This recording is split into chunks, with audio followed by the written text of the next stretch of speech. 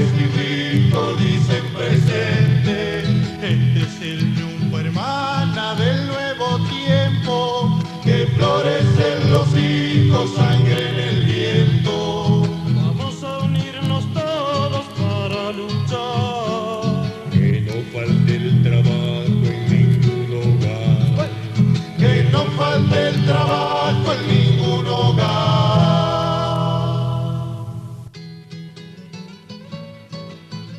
Historia de Rojas se presenta hoy con Historia de Rojas TV.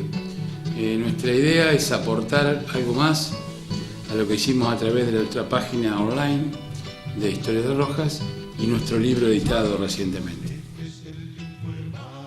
Nuestra idea está en entrevistar o tratar de sacarle historias a personajes de nuestra querida ciudad. Queremos agradecer esta idea que la llevamos adelante con Marcelo Tomasi, a todos los entrevistados que en forma espontánea aceptaron que los molestemos o que le vayamos a preguntar algunas cosas de la historia. Esto solamente es una conversación, no es una entrevista formal, son charlas con personajes de Rojas. Así que bueno, a disfrutar de estos comentarios de personajes de Rojas que tienen mucho para decir.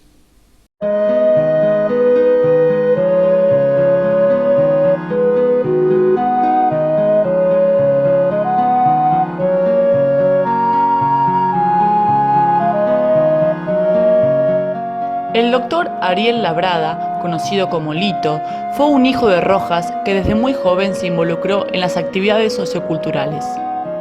Fue abogado, juez, profesor de la escuela ESNA, profesor universitario y ejerció otras actividades muy diversas. Formó parte del grupo fundador del TAFS. También fue historiador, algo que hizo con mucha pasión. Junto con Mario Aguer, fundó Historias de Rojas y fue su director hasta su fallecimiento. Disfrutemos entonces de la entrevista a Lito.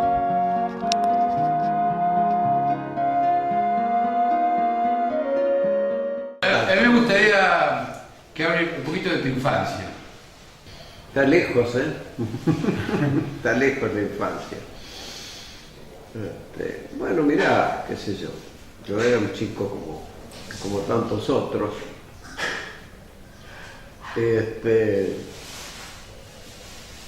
Yo me acuerdo siempre que mi padre me daba 20 centavos por semana, que era retribución de un trabajo que hacía en chispa, que era doblar las hojas de chispa.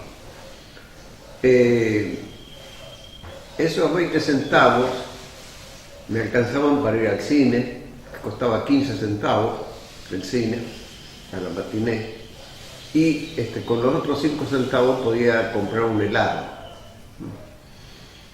Bueno, pero un buen día se me ocurrió, entre los muchachos del barrio, tener la inquietud de organizar carreras pedestres alrededor de la manzana. Entonces, los 20 centavos, en vez de usarlos para ir al cine, los usaba para dar premios. Al primero 10 centavos, al segundo 5 centavos, y los otros 5 centavos me quedaban para mí para comprar un chocolatín. Bueno, era el precio del chocolatín Águila, por ejemplo, que venía con figuritas adentro, había que ir armando un álbum, etcétera, etcétera. Bueno, eso son unas cosas de lo que recuerdo. Después recuerdo de la escuela primaria, que lo hice en la escuela número 1, cuando estaba directora Raquel Masol, una mujer que no tenía título docente, creo, sino que era farmacéutica. Tendría también un título docente como de la escuela secundaria, pero fundamentalmente ella había tenido el título universitario de farmacéutica, pero se dedicó a la enseñanza, no ejerció nunca esa profesión de farmacéutica. Conducía la escuela de una manera muy rígida, muy al estilo de aquella época. Nos hacía formar en el patio antes de entrar al aula, formar filas por riguroso orden de alturas, cantar Mi Bandera o alguna de esas canciones patrióticas, después recién entrar al aula, y era típico de que cuando se hacía esa formación, ella se ponía rígida, totalmente rígida. Y hasta que no había un silencio total, no se oía volar una mosca, no daba la orden de entrar a las aulas. Bueno, son cosas típicas de la época que me han quedado así un poco grabadas, ¿no es cierto?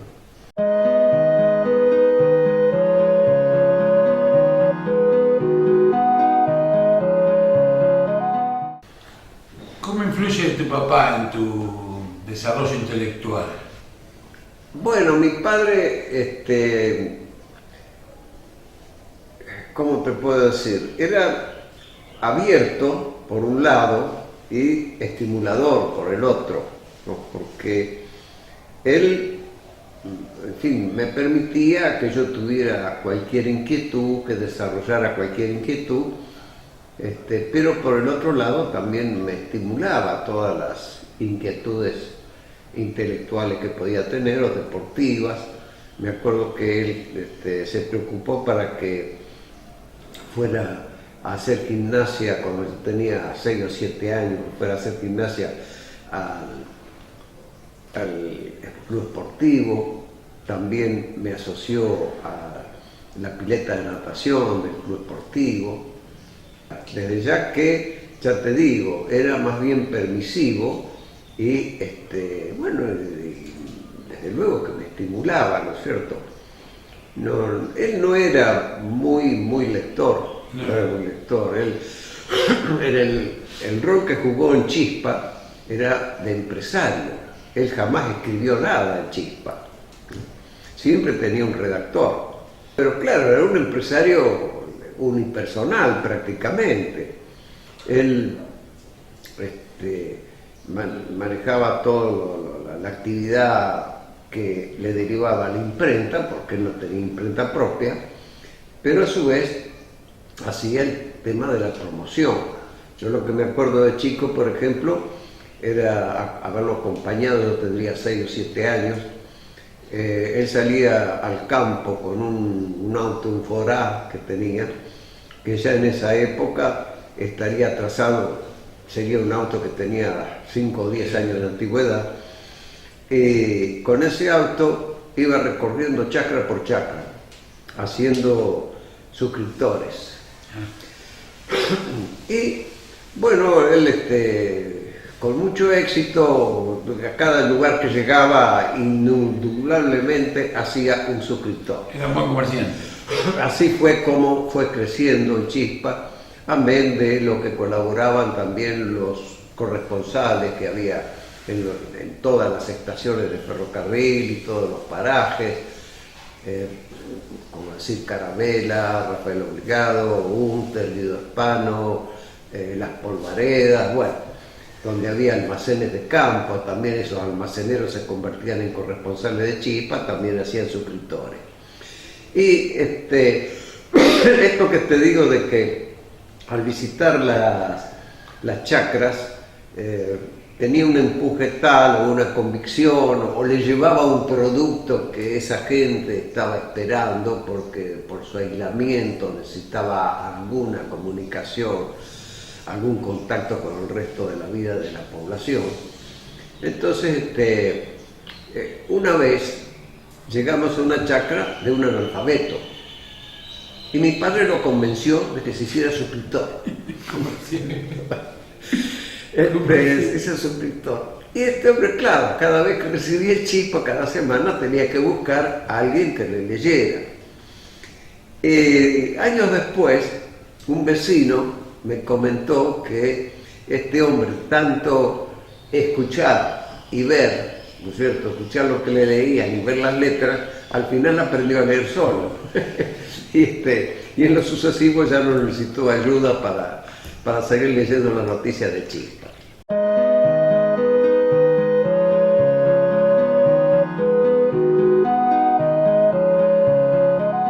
Lito, ¿tu mamá? Bueno, mi mamá era una mujer del hogar que colaboraba así con los labores de mi padre. Tenía muy buena letra, había sido maestra en el campo, pero maestra porque tenía sexto grado. En aquella época no había tantas maestras con títulos disponibles. Entonces, para ir al campo tomaban, no eran escuelas oficiales, eran escuelas que se improvisaban entre un grupo de chacareros que más o menos vivían cercanos, que tenían hijos. Entonces alguno de ellos le daba un lugar para que la maestra, esta chica que hacía de maestra, le diera clase a los vecinos. Ella, al tener sexto grado, ya en esa época era un nivel importante de capacitación. No tenía el nivel de maestra, pero lo ejercía. Bueno, después, cuando se casó con mi padre, dejó esa actividad. Pero le quedó muy grabado, me contaba muchas cosas de esa vida en el campo, porque durante toda la semana vivía en el campo. Los fines de semana le iba a buscar mi padre en el campo, venía a la ciudad. Y después, ya te digo, fue una muy buena madre, muy preocupada por nosotros. El único problemita que tuvo la pobre es que ella era muy religiosa, y al ver que yo no tenía entusiasmo por la religión, bueno, a raíz de que ella era religiosa y que me fue impulsando un poco a espaldas de mi padre, porque mi padre no era creyente, yo tomé la comunión, me bauticé y tomé la comunión, y después con el tiempo me fui alejando de la religión, cosa que a ella le dolía mucho, pero bueno, se daba cuenta que era irreversible. Así que hay una cosa de mi madre que recuerdo mucho cuando ella ya era vieja. Ella pasó los 90 años, cuando tenía ya 80 y pico de años. Yo todas las veces que la visitaba le llevaba un ramo de flores. Y entonces ella me decía: ay, Lito, ¿para qué te gastás en esto de traerme flores? Y ella no sabía una cosa, que yo no sabía ni fuero íntimo, que yo pensaba: yo las flores se las voy a llevar en vida. No me interesa llevarle flores a la tumba.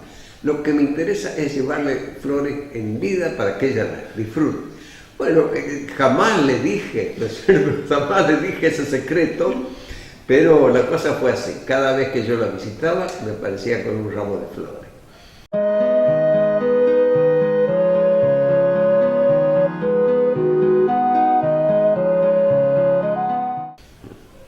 La adolescencia, la inquietud política, la picazón.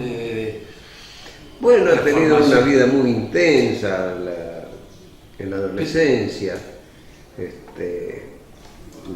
Me vinculé a gente de izquierda, milité en el Partido Comunista, porque en ese momento era el boom, ¿cierto?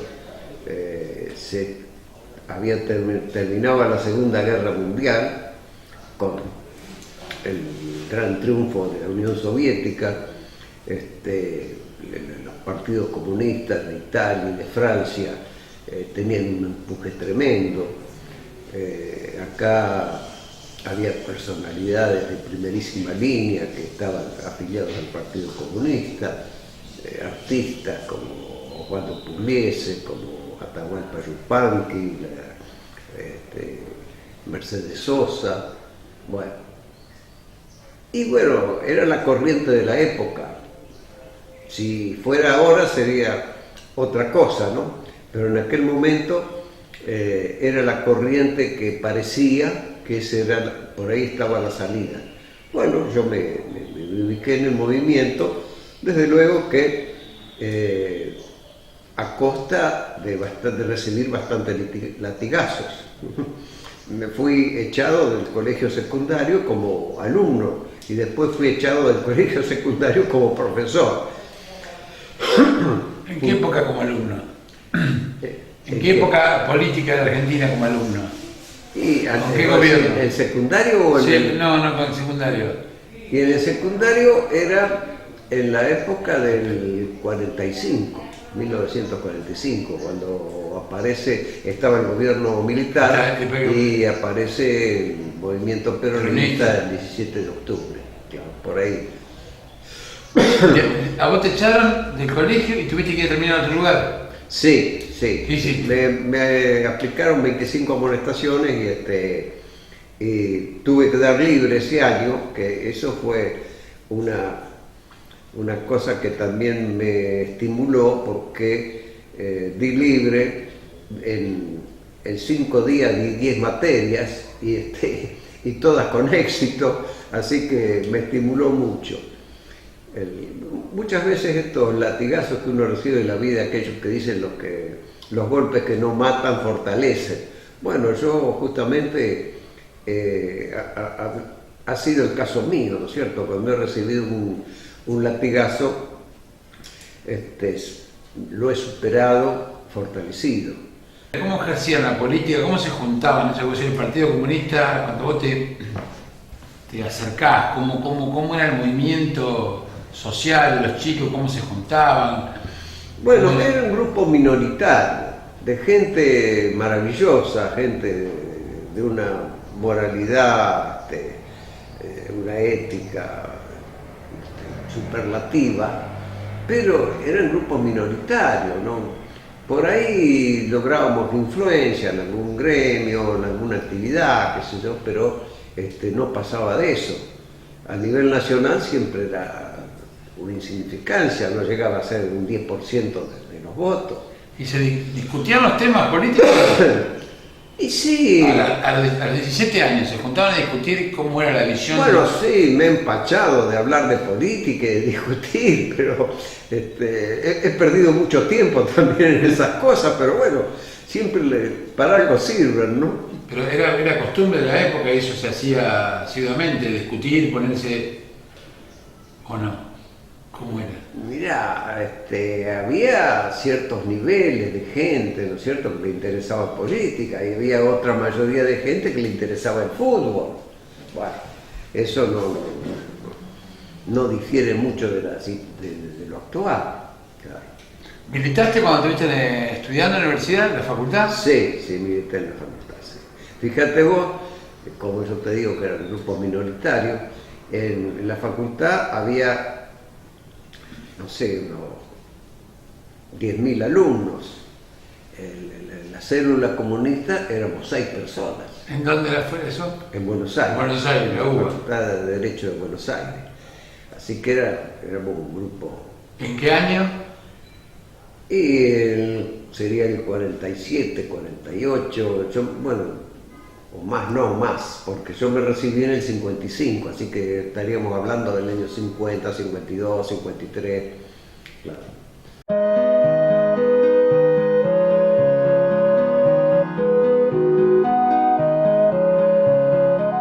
Fito, vos te recibís de abogado. Sí. Pero la especialidad que vos tomás, ¿tiene que ver con tu idea política? ¿Tiene que ver con tu forma de ser? Desde luego, eso fue lo que me hizo decidir. Y cuando yo estudiaba en la facultad, lo que más me gustaba era el derecho penal. Después, cuando empecé a ejercer, me asqué enseguida, porque el abogado que trabajaba en penal, primero, tenía que defender cualquier cosa.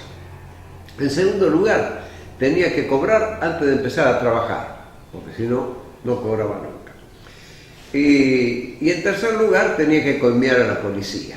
Y si podía, algún secretario del juzgado también. Entonces, es una cosa que me repugnó. Y al poco tiempo abandoné todo lo que era penal, me dediqué a civil y laboral. la vocación por el laboral sí, estaba conectado a las ideas políticas y al espíritu. ¿No? ¿Y ahí jugaba un poco con lo laboral, con lo político o no? Y mira, sí en el sentido de la vocación, pero no en el sentido del rédito político, porque por más que los clientes, yo atendía a muchos obreros, qué sé yo, no significaba que después iban a votar al Partido Comunista. No. Una exteriorización de una conducta, ¿no? Que decía que no se atendían a los patrones en juicios contra obreros, ni tampoco a propietarios en juicios contra arrendatarios. Bueno, eso fue una conducta aparentemente bastante original, porque no he visto que ningún otro haya hecho eso, pero que me sirvió de mucho porque la gente confiaba más en mí, ¿no es cierto? Al haber expuesto esos principios, ¿no es cierto? Y cumplirlos, porque los cumplí a rajatablas, entonces la gente confiaba más en mí. Mi mujer me peleaba porque decía, vos, pero atendeme, tal patrón quiere que vos lo atiendas y vos no lo atendés, estás perdiendo un cliente que te va a redituar más que el obrero, qué sé yo. Pero bueno, yo de todas maneras la profesión me daba para vivir, ¿no es cierto?, con cierta comodidad. No he sido siempre de costumbres sobrias, así que no necesito grandes ingresos. Y bueno, y ese cartel, ya te digo, era una declaración de principios, Bueno, la pude llevar hasta el final. Te digo que también ese cartel me ocasionó inconvenientes, porque cuando me estaban por designar como juez, había algunos radicales, amigos, que me valoraban, que empujaban para designarme. Pero había otros radicales que eran con una mentalidad un poquito más capitalista, liberal. Entonces decían, no, pero mira que tiene este cartel ahí en el estudio, ¿cómo lo vamos a poner en la justicia? Bueno, pero de todas maneras el asunto pesó más lo que me apoyaban, y bueno, y entré a la justicia, cosa que me dio grandes satisfacciones, porque pude entrar con muchos deseos de cumplir, de hacer alguna labor positiva, con empuje, y lógicamente me encontraba en comparación con una mayoría que eran más bien burocráticos y no que tenían altos ideales de justicia, sino que fundamental era gente que ejercía su profesión ahí como juez y después iba a cobrar el sueldo y nada más. Yo vi todas estas posibilidades que me daba la tecnología moderna, las trasladé a la justicia, que es un ámbito muy difícil para aceptar las novedades tecnológicas, y eso me dio muchísimas satisfacciones. Lo que los juicios, por ejemplo, que duraban, esto es por estadística, los juicios que duraban 2 años en San Nicolás, en Junín tardaban 3 años, y en Pergamino tardaban 1 año. Y en mi juzgado llegué a hacer ese tipo de juicios, así que se llaman juicios de conocimiento, que son los juicios más largos. Yo llegué a hacer uno en 4 meses y medio. Bueno, también que era uno, pero por lo general nunca pasaban de 8 o 9 meses, cosa que era mucho menos que el tiempo que tardaban generalmente en los demás juzgados. En los juzgados de Pergamino yo llevé la primera computadora, que era de mi propiedad. Yo compré una computadora y en vez de ponerla en mi casa la puse ahí. La puse en el juzgado. Y después el secretario vio como los beneficios que traía eso, se compró otra computadora y también la trajo al juzgado. Y después un poco me dio una computadora del Colegio de Abogados, otras que puse yo. Al final teníamos dentro del juzgado 4 computadoras que no eran del Poder Judicial. Y todavía el Poder Judicial no distribuía computadoras a ningún juzgado de la provincia, prácticamente. Fuimos pioneros. No fuimos los únicos, ¿no? Porque había otros en Trenquelauquen, había otros en Buenos Aires, bueno, que también habían hecho lo mismo. Todos los juzgados que se empezaron a informatizar, se empezaron a informatizar a costa del juez o del secretario o de quien fuera. Pero eso yo te digo, del haber aplicado las nuevas tecnologías, y no solamente las nuevas tecnologías, sino que detrás de eso vino la gestión de calidad. Bueno, eso me dio muchísimas satisfacciones. En mi juzgado, los abogados buscaban que de alguna manera entraran los juicios de ellos en mi juzgado, ¿no? Porque sabían que iba a ser mucho más rápido y con un trámite más simple y más a la vista de todo, ¿no?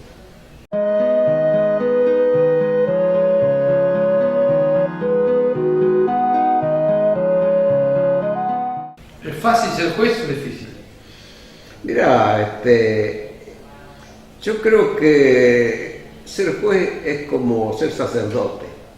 Hay que tener vocación y hay que entregarse totalmente. Además, a mí más de una vez venían también de los diarios a querer reportearme sobre algún caso que había ahí, y yo le decía, no, mire, en mesa de entrada le van a prestar el expediente. Usted lea todo lo que quiera en el expediente, pero a mí no, yo no abro la boca. Bueno, también tenés que tomarte en serio de que no podés andar haciendo negocios. Hablamos de negocios lícitos, ¿no es cierto? No podés tener una casa de comercio ni podés andar haciendo especulaciones vendiendo terreno o alguna cosa así. Y también una dedicación total, porque aunque no había una prohibición estricta, yo consideraba que un juez no podía ni ser integrante de una cooperadora de un colegio, porque todas esas cosas traen compromisos.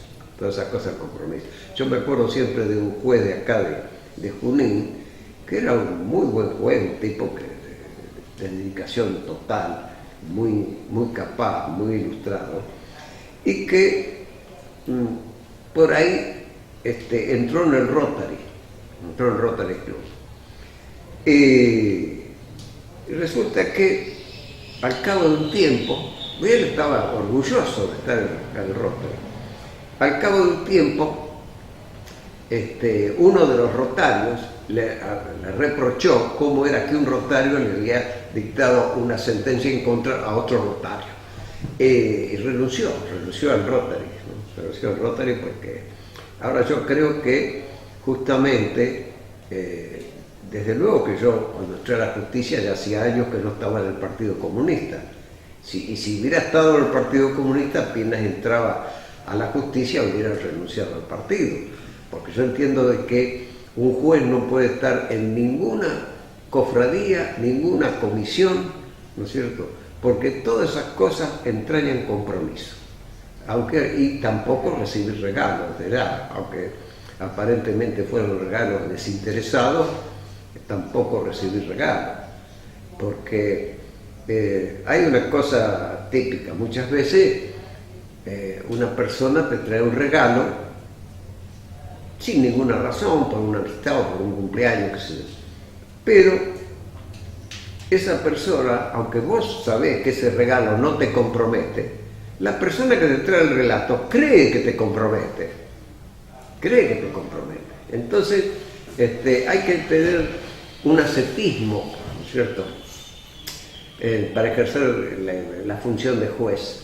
Hay que estar prácticamente en una campana de cristal, no no vincularse, es decir, no vincularse más allá de lo meramente personal, familiar o dentro del grupo del juzgado, pero mucho cuidado hay que tener con las relaciones fuera de la justicia.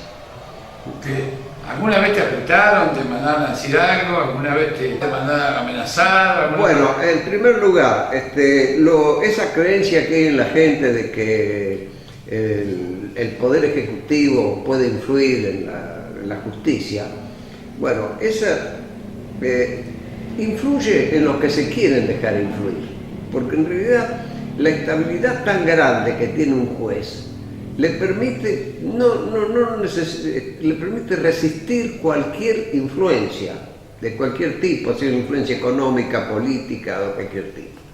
Bueno, en segundo lugar, yo, como vos me decías, si había en algún momento recibido algún embate. Bueno, embates de afuera prácticamente no he tenido, porque a lo mejor ya se daban cuenta de que conmigo iban a fracasar, entonces no había ningún intento de jugar influencias. Porque también los que quieren jugar una influencia saben a quién tocan, ¿no es cierto? Si esa persona es influenciable o no es influenciable. Bueno, yo no tuve ningún intento de influencia de afuera, ni de los poderes del Estado, ni de los particulares. Lo que sí tuve fue un poco sanciones de la Cámara por haber puesto la primera computadora en los juzgados, ¿no? Eso sí, porque bueno, hubo un problema colateral a esta primera computadora, y la Cámara de Apelaciones hizo una denuncia a la Suprema Corte acusándome de una incorrección manifiesta, qué sé yo. Bueno. Claro, estos de acá de la Cámara no veían qué es lo que se venía, no se daban cuenta, y les temía un poco esas novedades, los asustaba. Pero fíjate que esa denuncia, por falta grave que hicieron a la Corte tenía que hacer un sumario, ¿no? Y ese sumario no se hizo nunca. Hicieron lo que se llama en el léxico burocrático, lo cajonearon esa denuncia. Fíjate vos que la Suprema Corte se daba cuenta por dónde venía la cosa, ¿no? Cuál iba a ser el futuro. Y bueno, y ahí nomás terminó el asunto. Desde luego que yo me recibí un gran disgusto, ¿no? Porque cuando yo puse la primera computadora en el juzgado esperaba una felicitación de la Cámara. Inclusive yo les informé, los hice ver, y en vez de darme una felicitación me hicieron una denuncia a la Suprema Corte. Bueno.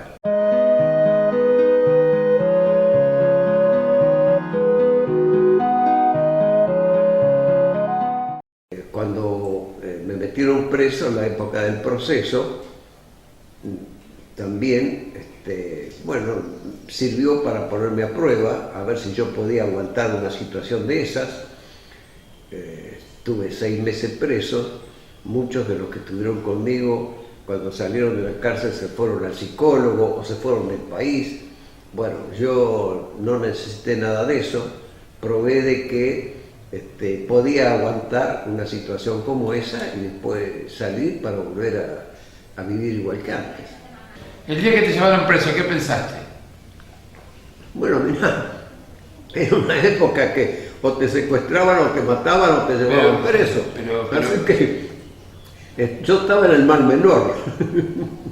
Y ahí vos, ¿qué fue lo que empezaste a armar como para decir cuatro sacos? Mirá, yo me ubiqué en que yo desde el momento que estaba preso no podía hacer nada. Entonces me ubiqué mentalmente para adaptarme a la situación y poder vivir en una cárcel, vivir en una celda que está tenés que aprender a pasar 24 horas sin hacer nada.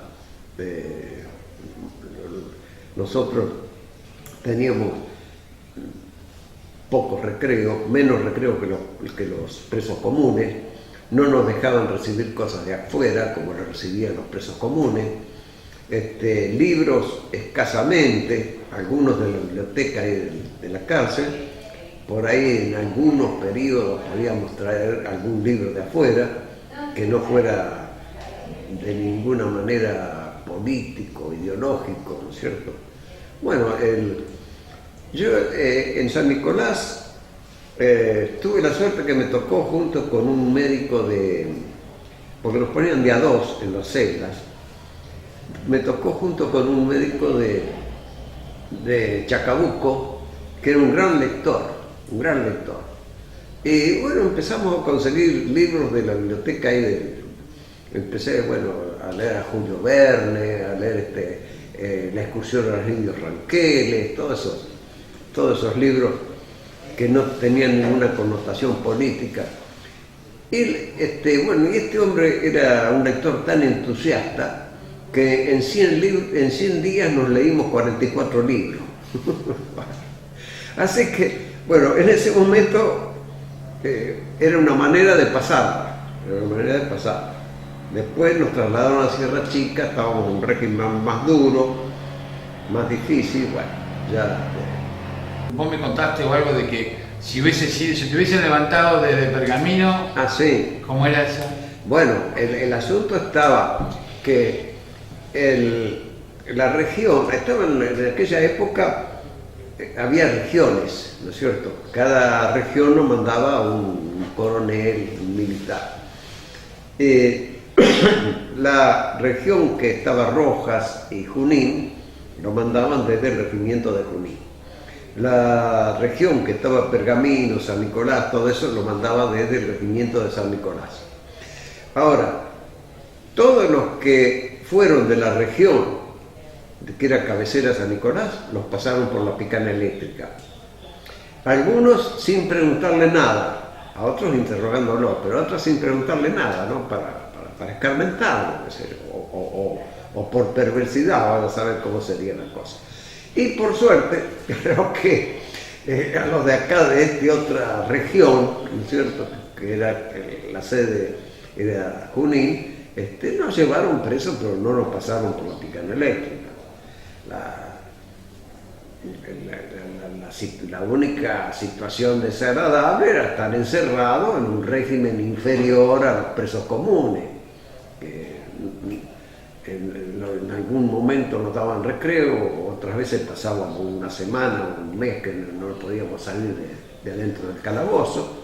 Bueno, pero de todas maneras nos salvamos de la picana eléctrica. ¿Nunca te interrogaron nada? ¿Nunca te preguntaron? No me interrogaron, porque nos llevaron a disposición del Poder Ejecutivo, entonces no estábamos acusados de nada. No nos interrogaban, no nos hacían ningún proceso, nada más que nos tenían ahí, hasta el día que se le ocurrió largarnos. Un buen día, no sabemos por qué tampoco, ni cómo hicieron la selección, por ahí a mí me tocó 6 meses, a otro le había tocado 3 meses, a otro le tocó 1 año, a otro le tocaron 2 años. Bueno, pero nadie sabe cómo ni por qué hacían esos números, ¿no? Ese tiempo que estaba cada uno. No tenés nada de bronca, no tenés nada de resentimiento, no tenés nada de... ¿Cómo es eso? Bueno, mira, yo no sé, yo lo tomo con mucha simpleza porque, en primer lugar, en cierta manera comprendo todas esas situaciones políticas, sociales, históricas, porque toda la vida ha habido represión y a veces mucho más grave, ¿no es cierto? El solo hecho de acordarte de esa batalla que hubo entre Ríos y Corrientes, donde a los vencidos de Corrientes, 400 prisioneros, los pasaron todos a degüello. Bueno, imagínate, eso era nada más que una consecuencia política, una manera de la pelea política de la época. Bueno, que en una época a que había desaparecidos, hablamos ya de la época que nos llevaron presos, cuando había desaparecidos, torturados, etcétera, etcétera, que me tengan 6 meses en un calabozo, yo lo tomo como una cosa intrascendente, no le doy ninguna importancia, ¿cierto? Y hay algunos que se torturan la cabeza pensando a ver quién fue el culpable de que a él lo hayan metido preso. A mí me tiene sin cuidado eso. A mí me tiene sin cuidado, porque esas personas, bueno, son situaciones, son tipos así que aparecen, que no tienen ninguna gravitación, que en un momento hacen una maldad, pero bueno, nada más. No tienen ninguna importancia ni ninguna perduración. A lo mejor un tipo, como me decías vos la vez pasada, ¿no es cierto?, que habían salido en determinado momento, alguien dijo de que yo les iba a dar al grupo de los amigos tuyos que me iba a enseñar a manejar las armas. Bueno, suponete que hay un tipo que se le ocurre decir eso, ¿no es cierto? Y bueno, y que a raíz de eso te meten preso, te pueden torturar, te pueden tirar al Río de la Plata, puede pasar cualquier cosa. Bueno, el hecho en sí de ese tipo que habla de más, que habla al cohete, o que habla, ya sea con mala intención, sin mala intención, de puro charlatán, bueno, ¿qué va a hacer? Son cosas que están todos los días en todos lados. No nos manejamos con seres perfectos, manejamos con gente, con buena, mala, con charlatana, excesivo o reservado, qué sé yo, no le veo ninguna importancia a eso de quién es el culpable que me hayan metido preso.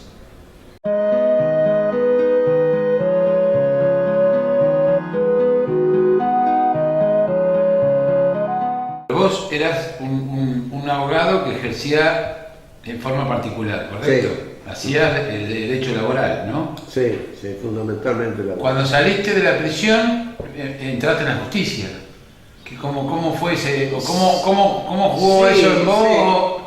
Sí, salí de la prisión y más o menos al año, ¿no es cierto?, hubo una renovación en la justicia y ahí se me dio la oportunidad. Yo era también una vocación que tenía un poco frustrada, porque siempre me había gustado el tema de entrar a la justicia, pero tenía vedado por la ideología política, por los gobernantes que había, que no me iban a elegir a mí nunca. Después cuando ya superada la época del proceso, durante el gobierno de Alfonsín, bueno, se dio otra circunstancia muy especial. Los radicales eran los que manejaban todo esto. Yo no era radical, pero tenía muchos amigos radicales. Y resulta que cuando se hace así, saltan de la dictadura al gobierno democrático, los abogados radicales, que más o menos tenían cierto nivel, cierto prestigio, aspiraban a ir a los ministerios, a ir al Poder Ejecutivo. No les interesaba la justicia. Ellos lo que les interesaban eran esos puestos ejecutivos o legislativos. Y en ese momento, lo que estaba ganando en la justicia se ganaba mucho menos que en la calle. Cuando a mí me ofrecen el cargo de juez, yo iba a entrar a ganar menos de la mitad de lo que estaba ganando en la profesión. Pero como yo tenía vocación por eso, acepté. Y eso fue una de las cosas decisivas, ¿no es cierto?, para que me dieran el cargo. Porque los radicales o se iban a la legislatura o se iban al Poder Ejecutivo o se quedaban en el estudio jurídico porque estaban ganando más que lo que podía ganar en la justicia, entonces no tenían a quién poner en la justicia. Y bueno, esos amigos que me apreciaban y me valoraban, me abrieron las puertas de la justicia. Listo, te cambio de tema. La historia, la abogacía, la profesión, ahí, ¿cómo viene la historia con vos? Bueno, yo en la historia siempre tuve vocación, desde que era estudiante secundario, estudiaba más de lo que exigía el programa, leía más de lo que exigía el programa, y un poco por las inquietudes políticas, ¿no? Después, cuando me recibí de abogado, me ofrecieron acá el cargo de profesor de historia en la escuela secundaria, ejercí durante 14 años ese cargo, así que ahí ya fui desarrollando la vocación. ¿Y por qué abogado y no historiador? Mira, la verdadera vocación mía, yo tenía dos vocaciones. Una era arquitectura y la otra era filosofía. Y resulta que arquitectura me dieron una información errónea de que eran 7 años la carrera. Y yo dije, no, es mucho tiempo. Después de filosofía me gustaba, pero digo, yo con eso no como, no puedo, no me sirve para subsistencia. Entonces, la tercera opción era derecho. Y bueno, me metí en la carrera de derecho, carrera de abogado. ¿Listo? ¿Algo más que nos quieras decir? Que lo felicito enormemente por las inquietudes y realizaciones. Nada más, suficiente. Bueno, son gente fuera de serie.